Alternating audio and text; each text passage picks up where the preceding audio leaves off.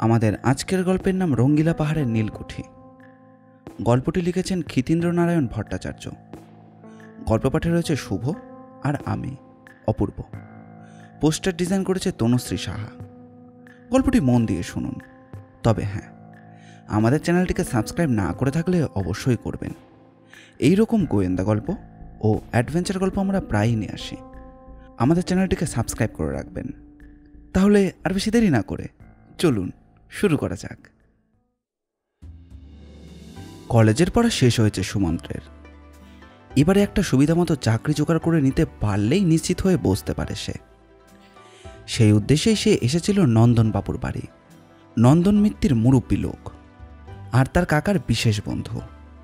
বেশ খাতির করেই বসালেন নন্দনবাবু, চাটাও খাওয়ালেন।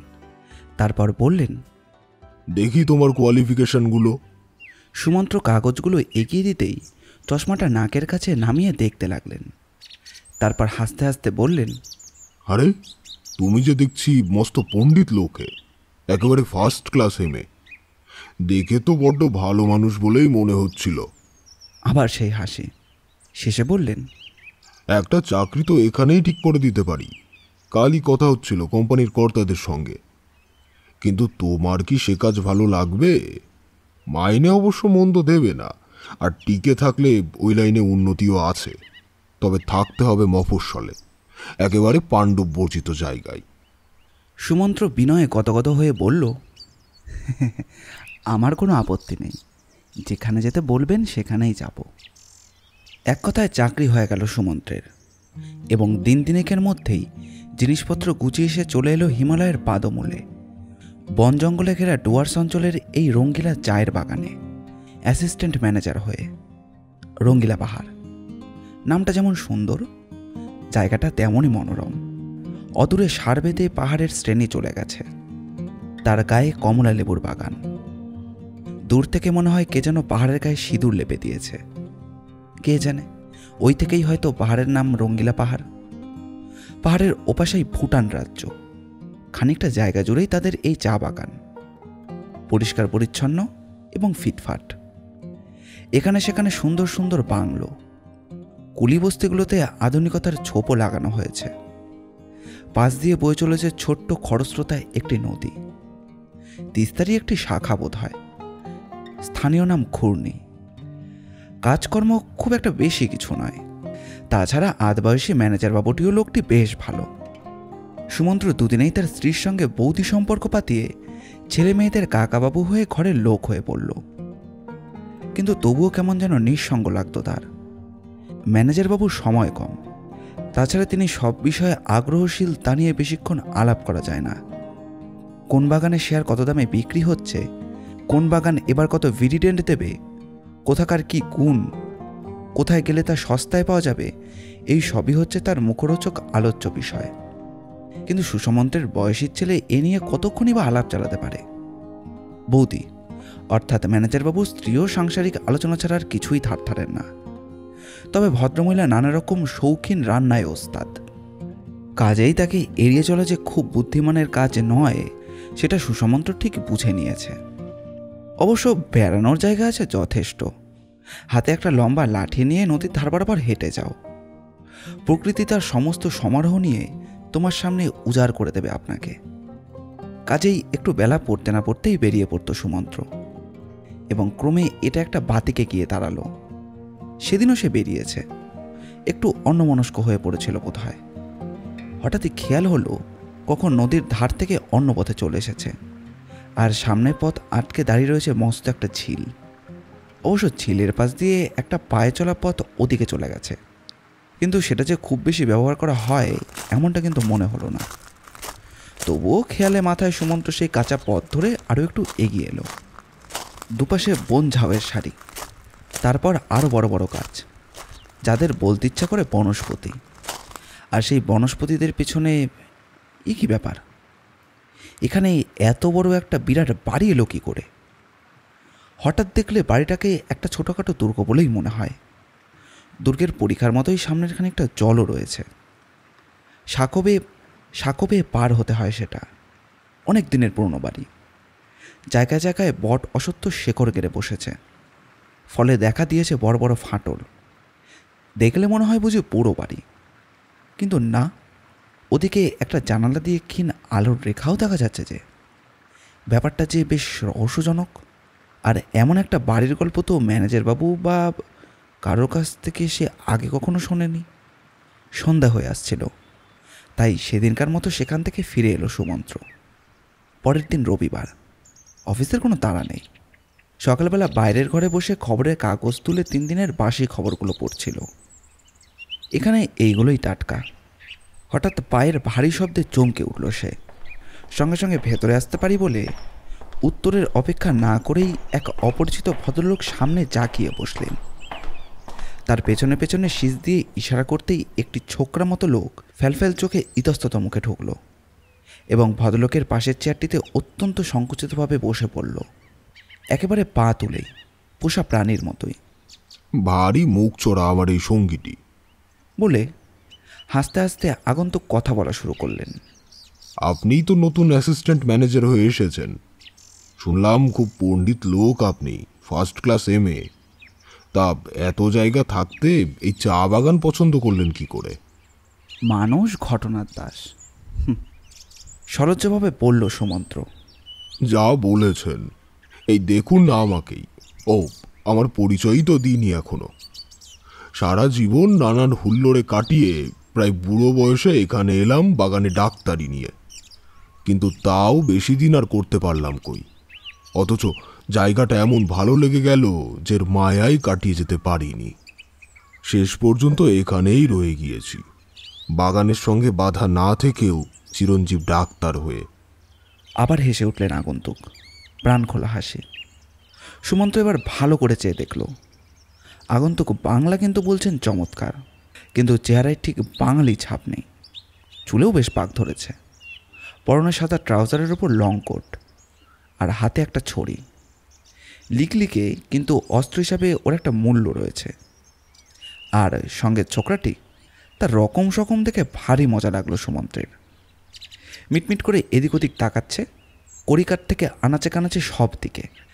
আবার চোখাচোখি হতেই হঠাৎ চমকে উঠছে যেন।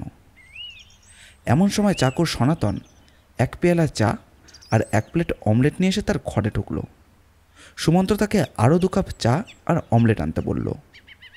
না না, ওর জন্য অমলেট লাগবে না। ও ওসব একদমই পছন্দ করে না।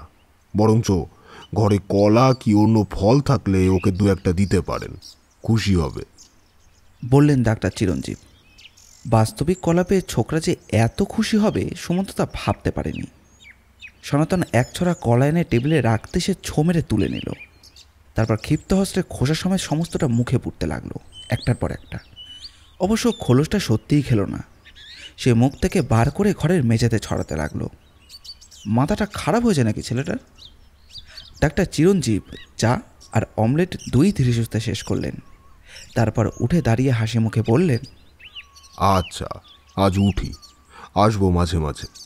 কথা বলার লোকের বড্ড অভাব এখানে।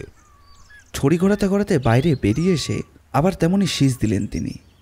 আর ছেলেটিও তিনিং করে চেয়ার থেকে লাফিয়ে নেমে পড়ল।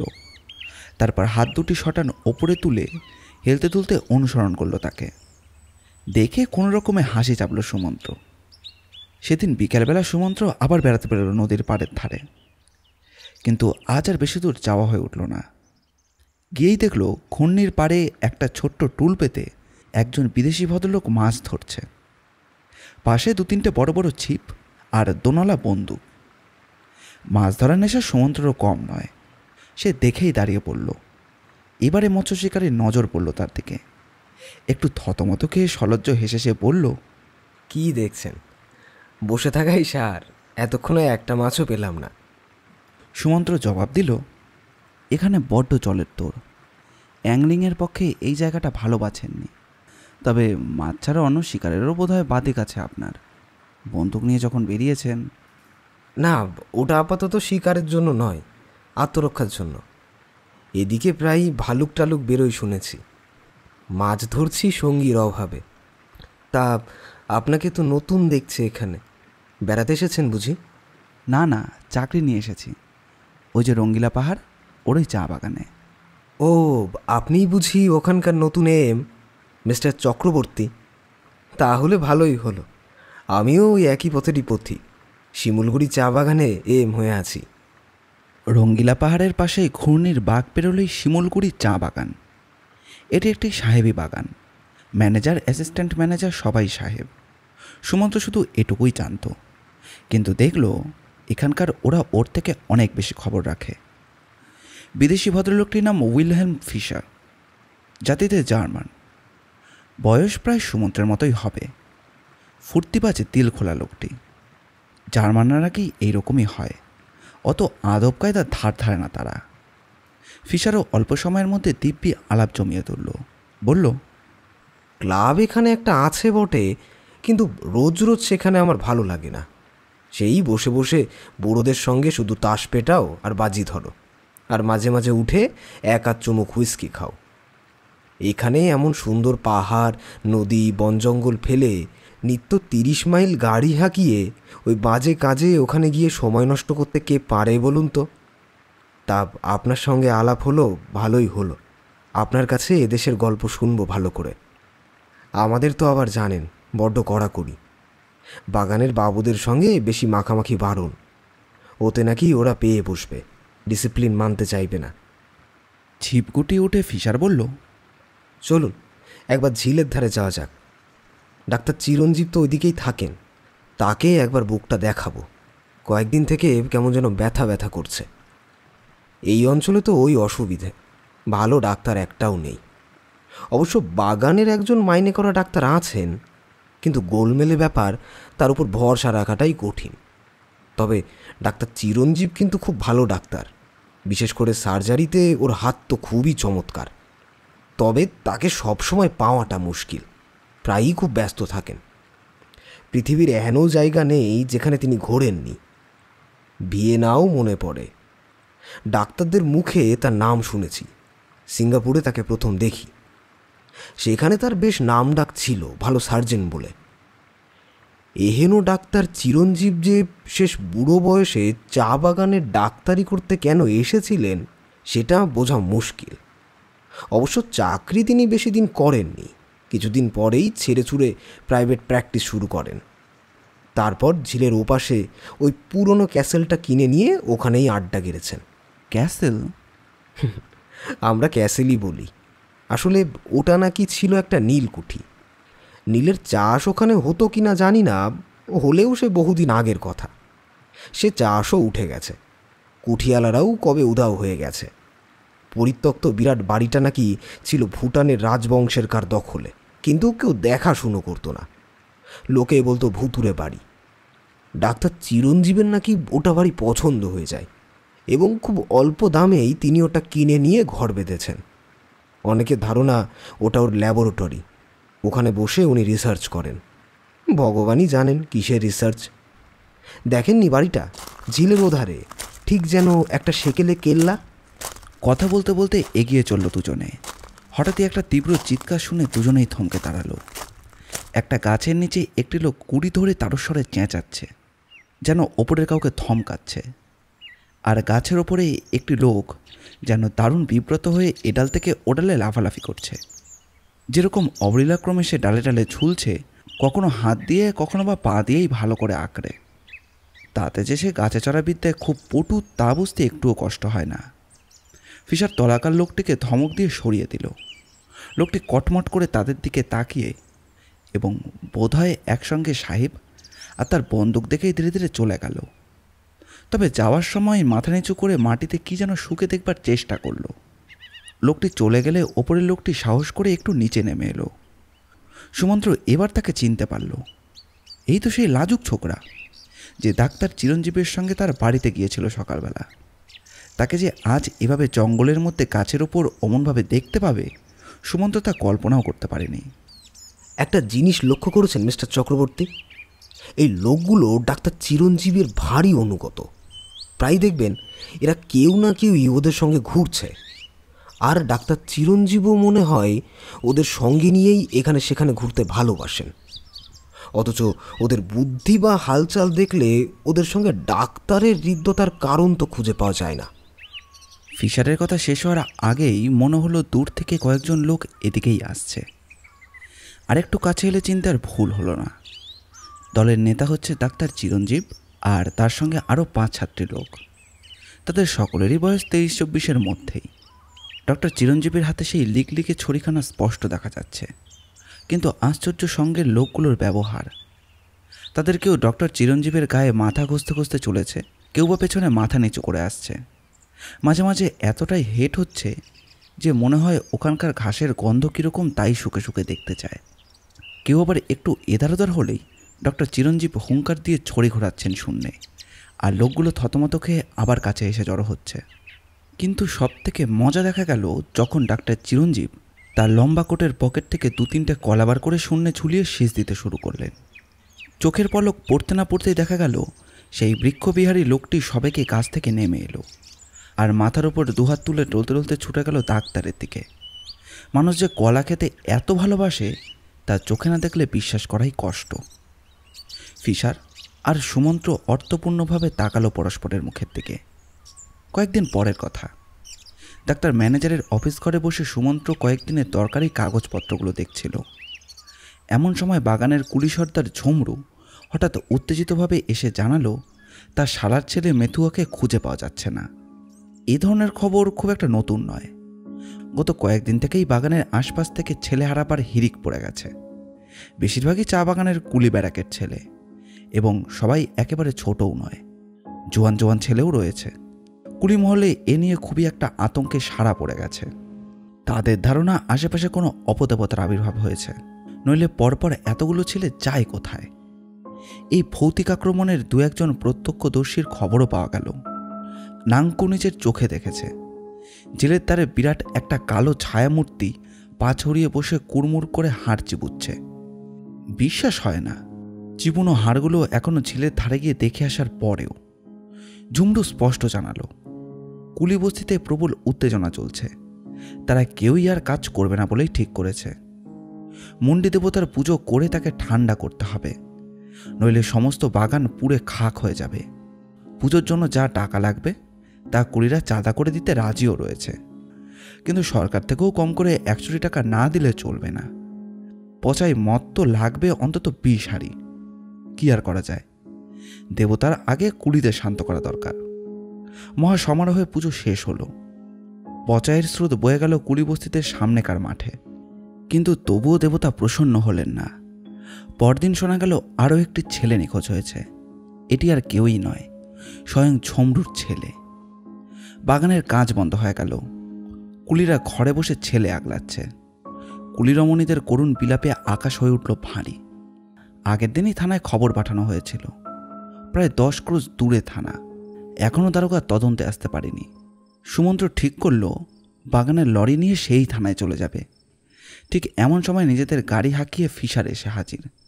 সুমন্ত্রের সঙ্গে নিরিবিলিতে কিছু কথা বলতে চায়, অত্যন্ত জরুরি কথা। তখনও সন্ধে ভালো করে লাগেনি, অন্ধকার হতে বেশি সময় লাগবে না। তাছাড়া আকাশটাও মেঘলা হয়ে আছে। নীলকুঠির পেছনের দিকের বন্ধ ফটক আস্তে আস্তে টপকে 2 মূর্তি সন্তর্পণে ভেতরে ঢুকল। দুজনের পরনে আটোসাটো পোশাক, একজনের হাতে টর্চ আর অন্যজনের হাতে বন্দুক। এরা আর কেউই নয়, সুমন্ত্র আর ফিশার। একদিনে এদের বন্ধুত্ব বেশ ঘনীভূত হয়েছে। পা টিপে টিপে ওরা এগিয়ে চলল।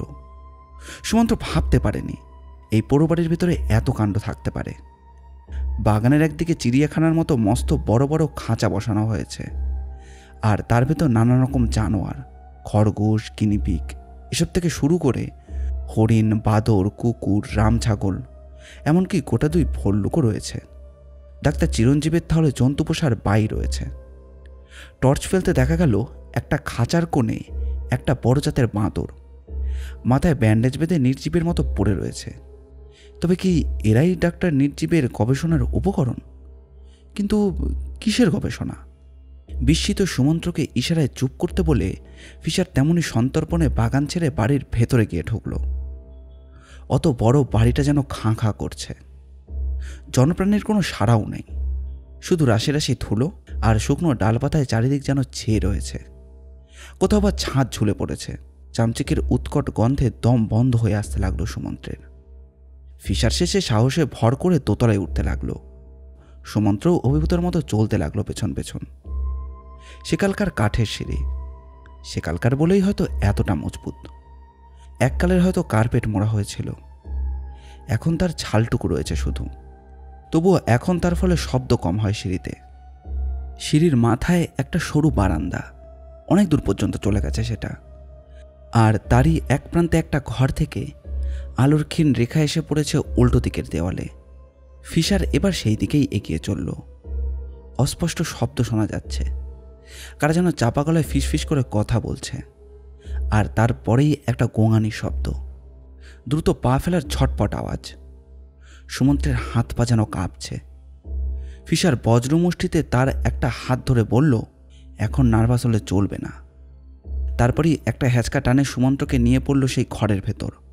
কি ভয়াবহ দৃশ্য! সামনে একটি অপারেশন টেবিলের ওপর আপাতমস্তক সাদা কাপড় জড়ানো একটি রোগী পড়ে রয়েছে। একজন দীর্ঘাঙ্গী নার্স তার মাথায় ব্যান্ডেজ বেঁধে দিচ্ছে। চেহারা দেখলেই বোঝা যায় সে এই অঞ্চলের মেয়ে নয়। আর ডাক্তার চিরঞ্জীব, তিনি মাথায় নাক ঢাকা টুপি পরে অদূরে দাঁড়িয়ে এক ডাক্তারি পোশাক পরা লোকের সঙ্গে মৃদুস্বরে কি যেন আলোচনা করছিলেন। পাশে আরেকটি স্ট্রেচারে কালো চেহারার জোয়ান গোছের একটি ছেলে অবসন্নভাবে চোখ বুজে শুয়ে রয়েছে। কালো কুচকুচে রং আর মুখের আকৃতি দেখে সুমন্ত্রের বুঝতে বাকি রইল না যে কোথা থেকে সংগ্রহ করা হয়েছে তাকে। কয়েক মুহূর্ত অপলক দৃষ্টিতে পরস্পরের দিকে তাকিয়ে রইলেন তারা। আপনারা এখানে অনধিকার প্রবেশ করছেন কোন সাহসে? হ্যাঁ, জানেন ডাক্তারের অপারেশন রুমে বিনা অনুমতিতে ঢুকলে কত বড় সর্বনাশ হয়ে যেতে পারে? ক্রূরকণ্ঠে বললেন ডাক্তার চিরঞ্জীব। জানি, কিন্তু ডাক্তার চিরঞ্জীব, আপনি কি এখানে সত্যিই ডাক্তারি করছেন? ব্যঙ্গের ভঙ্গিতে প্রশ্ন করল ফিশার। বাধা দিয়ে চিরঞ্জীব বললেন, একই কথা, এটা আমার রিসার্চ। এই রিসার্চও ডাক্তারির একটা অঙ্গ।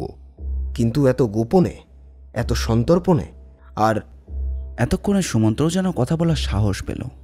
আর চুরি করে ধরে এনে যাদের উপর আপনার এই অমানসিক রিসার্চ চালাচ্ছেন, তাদের কথা একবার ভেবেছেন? জানেন এটা আপনার মস্ত বড় অপরাধ। ক্ষীণ হাসি দেখা গেল ডাক্তার চিরঞ্জীবের মুখে। আপনারা ছেলে মানুষ, সহজেই উত্তেজিত হয়ে পড়েন। এই পৃথিবীতে অনেক কিছুই শিখবার আছে, তার অনেক কিছুই আপনাদের এখনো বাকি। কি নিয়ে আমি কাজ করছি তা যদি জানতেন, তাহলে ছেলে মানুষই করে আমার নিভৃত তপস্যার ব্যাঘাত ঘটাতে আসতেন না। এবার রুখে দাঁড়ালো ফিশার, বন্দুকে ভর দিয়ে বলল, জানি জানি, আপনার সঙ্গী ওই মানবকৃত্তি হতভাগ্য জীবনগুলোকে যখনই দেখেছি তখনই বুঝেছি আপনার পাণ্ডিত্যের আড়ালে কত বড় শয়তানি লুকিয়ে আছে। কিন্তু আমাকে ঘাটাবেন না, আমি সব রকমের আটঘাত বেঁধেই আমি আপনার ডেরায় ঢুকেছি। বাইরে বাগানে হট্টগোল শুনতে পাচ্ছেন? ওরা সব বাগানেরই কুলি, যাদের আপনি মানুষ বলে মনে করেন না। পুলিশের সঙ্গে এসেছে ওরা। আমরা না বাঁচালে কিন্তু এখনই ওরা আপনাদের ছিঁড়ে টুকরো টুকরো করে ফেলবে। ফিশারের কথা শেষ হওয়ার আগেই বারান্দায় খটখট শব্দ শুনতে পাওয়া গেল। পরক্ষণেই কয়েকজন সুসজ্জিত পুলিশ অফিসার সবেগে ঢুকে পড়ল ঘরের ভেতর। ডাক্তার চিরঞ্জীবের বিচারের কথা কাগজে অনেকেই পড়ে থাকবে। তার পক্ষের ব্যারিস্টার তাকে পাগল সাজিয়ে মামলাটা হালকা করার চেষ্টা করেছিলেন, কিন্তু চিরঞ্জীবী তাতে বাধা দিয়ে কেসটা নষ্ট করে দেন। তিনি তো পাগল নন, বিধাতার সৃষ্টির ওপারেও যে যুগান্তকারী পরিবর্তন আনা সম্ভব, এটাই তিনি পরীক্ষা করে প্রমাণ করতে চেয়েছিলেন। বাধা পড়ায় তার কাজ আর শেষ করতে পারেননি তিনি। কাজেই তিনি যে কোনো শাস্তি মাথা পেতে নিতে রাজি আছেন। কিন্তু কি করে ধরা পড়লেন ডাক্তার চিরঞ্জীব? ধরা পড়লেন জার্মান যুবক ফিশারের হাতে। ইউরোপে থাকতেই ফিশার তাকে জানত। তারপর সিঙ্গাপুরে তাদের পরিচয় হয়। ঘটনাচক্রে সেই ফিশারি যে এখানে এই সুদূরে চা বাগানে চাকরি নিয়ে আসবে, তাই বা তিনি জানবেন কি করে? আর নিলেই বা?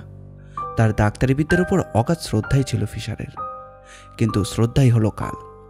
অসুখ বিসুখ করলে ফিশার তাদের চা বাগানের ডাক্তারের কাছে না গিয়ে হাজির হতো ডাক্তার চিরঞ্জীবের কাছে। এই সময় নীলকুঠির কাণ্ড কারখানা তার চোখে পড়ে। সন্দেহের উদ্রেক হয় তার মনে। তারপর কিছুদিন নজর রেখে একদিন আসল ব্যাপারটা ধরে ফেলল সে। তারপর বিজ্ঞান যতই বড় হোক না কেন, মানবতা তার থেকেও বড়। গল্পটি ভালো লাগলে অবশ্যই লাইক এবং কীরকম লাগলো সেটি কমেন্ট করে জানাবেন। আমরা আপনাদের মধ্যে থেকে একটি কমেন্ট পিন করে দেব। এই রকম গোয়েন্দা গল্প ও অ্যাডভেঞ্চার গল্প আমরা প্রায়ই নিয়ে আসি। আমাদের চ্যানেলটি ঘুরেও আসতে পারেন। আমাদের চ্যানেলটিকে সাবস্ক্রাইব করে আমাদের পাশে থাকবেন। আপনাদের ভালোবাসা একান্ত কাম্য। ধন্যবাদ।